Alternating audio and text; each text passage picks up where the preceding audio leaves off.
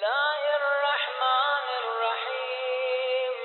اللهم صل على محمد وآل محمد.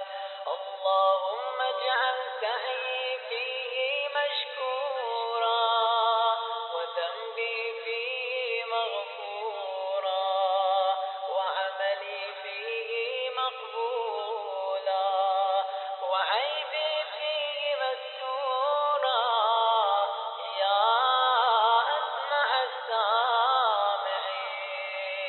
وصل اللهم على محمد وآله الطاهرين. الحمد لله الذي من خشيته ترعد السماء وسكانها وترجف الأرض وعمارها.